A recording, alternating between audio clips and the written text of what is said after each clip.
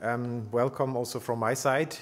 I'm really happy and pleased to see that what started a couple of years back in kind of ad hoc consultation with some of you around international dialogue on migration and development has now developed as a kind of institutionalized gathering with structures that are important and that will help us also address these questions of it's not the state alone, it's not the governments alone who are responsible for pushing forward these agendas. And let me start with a picture. That's my personal experience. When talking to some of you years back, it was always a challenge to find the right level of discussion. What are we talking about? Are we talking about new regulations and international law or global dialogue, or are we talking about the concerns of the home country where the challenges of survival are probably nearer? So to find this level is important. And I invite you to use also a picture. When we want to move forward, I once listened to a speech of Picard, the balloon driver. And he said, if you want to move forward in a balloon, you have to change altitude. And this is important. So on what level are we talking? If we stick to a level that is given by, I don't know, a setup, and we want to move forward and we got stuck, we can do nothing. It's blocked. So we have either go up, and that's the beauty of the picture, either go up, but we may also go down and find a place, an opportunity, and that's also a beauty. This opportunity is invisible in ballooning because you don't see the air that is moving. So let's use also for this conference and also, I would say, also for the future dialogue, this picture of always be aware of what's the altitude we are on. Can we move forward, or do we have to change altitude? And I think what Thomas mentioned here is also a way of using another level of discussion to move forward this whole debate of migration and development. Because in a way, and especially here in Europe and also in Switzerland, we are kind of stuck in the debate. We're not moving really forward. So these are as introductory words. See? So I will rush a little bit through the presentation because most of the things, that the concerns and the different elements on migration and development have already been mentioned with probably a slightly different language, but it's the same messages. And that's the beauty also of it. So we have an international framework, the Agenda 2030, where migration and development are mentioned in this. This is a powerful framework. It's paper. It's agreed paper, which is important, but it's paper. So we have to give life to this paper. And now I change altitude. Let me see a kind of what's the ultimate goal of a migrant. And the migrant is kind of a migration is kind of an investment, not necessarily in the immediate benefit of the migration for the individual, but basically for its children and grandchildren. And this is an investment in sustainable development. Let me use another picture, and here also that's an element why we got so stuck in the debate, because most of the people, they see migrants as victims, with all the costs and that are linked with all the burdens and the tensions and the things, and they do not necessarily see the same people as competent people, as ambitious people, and with people with a potential, with ambitions, and with workforce, and so on. And this is the way we also have to look. Both these circles are interlinked, and of course, some of the migrants are also victims. Some are in very difficult situations and dangerous situations, But as Thomas also mentioned, most of them are in a situation where they pay taxes, they contribute to the country of origin and country of destination. So what is striking also in the presentation of Thomas was that this migration and development thing is complicated. So it's not easy to kind of to get out key messages. And I was once forced by the former president, the president of Caritas Rights, Hugo Fasel, who said to me after a presentation that I did on migration and development, he said, Markus, that's good. It's good, but it's complicated. People don't understand. So please come up with kind of a couple of key messages that people understand. Okay, I said, yeah, maybe it's okay, I'll try. And then I will come to that. We were kind of forced to reflect on what is the framework on the linkages between migration and development. And I came up with 4 principles. The first principle, not contested, is vulnerable people in need of protection need to be protected wherever they are. This is a given thing. We have the framework, that's the whole Geneva Convention and so on. It's still challenges linked with that, but this message is not contested. The second one is a trickier one.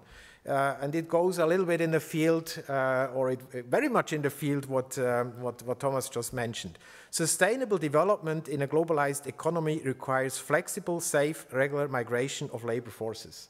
And this is then tackling and gives the possibility to tackle all these questions about agriculture, trade agreements, about the relationship between Switzerland in that case with developing countries.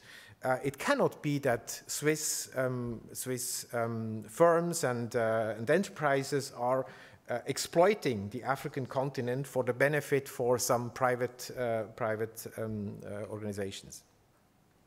The third one is a kind of a message that is rooted in the profound experiences of development cooperation. There is no quick fix. The world is moving forward and is changing, not rapidly, but slowly over time. Things take time. Changing attitudes, changing values, and so on needs time. And we need a holistic approach to that. And this is what the fourth point is, what we have currently debated in New York and in other places. This is a kind of a global and national policy that need a functioning governance structure. And that's the Global Compact on Safe and Regular Migration and the Global Compact on Refugees. Unfortunately, 2 compacts, but nevertheless, it will kind of create a good governance. Well, I'm not sure whether it will be good, but it will be a governance structure that we will have at hand, that we will use and further improve, I would say. So based on these 4 messages, you can then deduct all kinds of policies that the different countries may use, also according to their context, whether they are a country that more exporting labor migrants or whether they are a country that is faced with a lot of refugees. So these are then all the issues that you have on the right hand of the slide. But ultimately, what these principles are aiming at is policy coherence. Now, we all know policy coherence doesn't exist. It's always kind of an objective, a vision that we want to strive. But we kind of see that coherent migration policy, and that's basically what we want, needs to give answers to a couple of domains, basically integration, reintegration, return, the whole labor market and issues, the outreach to the diaspora for the different countries, the whole protection issues of vulnerable people, but also minorities and so on.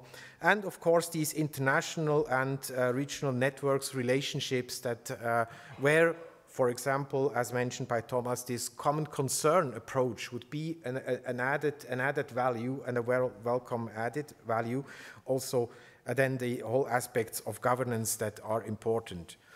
Now, and I go not in all the details to these approaches, but these are some of the perspectives on migration that we need to consider. We need to see the potential in it. We need a holistic approach and policy coherence, of course, comprehensive approaches and so on. We need to include not only international migration, but we need also to include internal migration, a big taboo still in the whole international debate, because countries like China are faced with roughly the same amount of internal migrants in exactly the situations as the international migrants worldwide. So these are things that we need, and this is part of the complicated thing that we need to take into account. It's complex. It's also based on individual decisions, but also on triggering factors like conflicts or with climate change and so on. The main problem we face also is that migration is not cannot be just clearly separated in different groups. Most of the migration is taking place as mixed migration. Some come for sport competitions, some marry, some are refugees, some are economic, looking for jobs and so on. So some are musicians, cultural things. So there is a whole mix, and in some areas, in some of the hotspots, they found themselves with equal conditions, with an equal context. So this is the big challenge, how we tackle these mixed migration flows. And of course, it's not only the governments who have a responsibility. We all, as individuals, as part of the communities, as part of organizations, as civil society, as academics, we have a responsibility to push forward this framework that I mentioned before.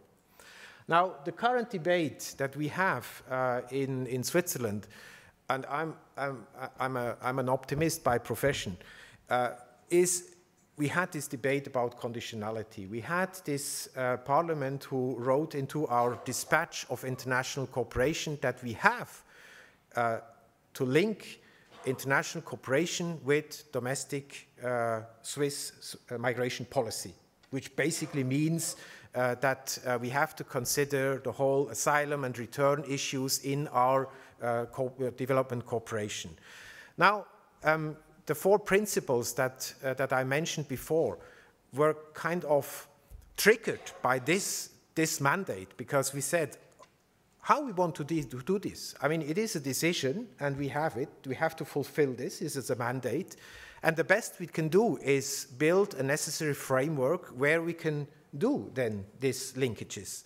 This linkage needs to be done within this framework. And so we put in all the papers that we sent up to the Federal Council, we put these 4 key messages into as a kind of a introduction to then define, yes, we do the linkages, but based on these 4 principles. And it has been agreed so far.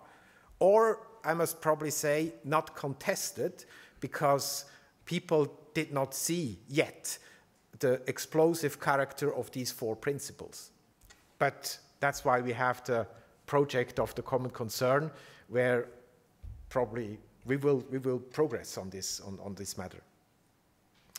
And of course, behind this conditionality is always the same questions of how to stop migration and how to increase return movements, which is basically which are the wrong questions. Let's face it. It's a pity that most of the governments are so much focused on these questions rather than looking at the big picture of migration. But nevertheless, we have this task, we have this kind of deal with this conditionality, and when implementing this mandate, we kind of have defined the 3 levels. On a political level, whenever there are policy dialogues, bilateral talks with governments, we have to give migration a room within these agreements, and hopefully we will have additional partnerships, migration partnerships in that respect. We also have a geographical link, so wherever we work, we will consider migration. But the examples, for example, in Swiss cooperation, we see that the country strategies of Nepal and Bangladesh have now taken up migration as one of the 3 core areas of their strategy, of Swiss cooperation strategy in these countries. And they are not, for sure, taking asylum and return as their baseline, because about 6 asylum seekers from Nepal and the 2 asylum seekers from Bangladesh will not make the difference and will not make a difference. And of course, we need to have a thematic link. And here again, I make the linkages with what Thomas said. We need to be better in defining migration and other sectors, other aspects of society and of concerns of communities, and to basically contribute to make linkages with the economic sector, let's face, because economy is driving this world.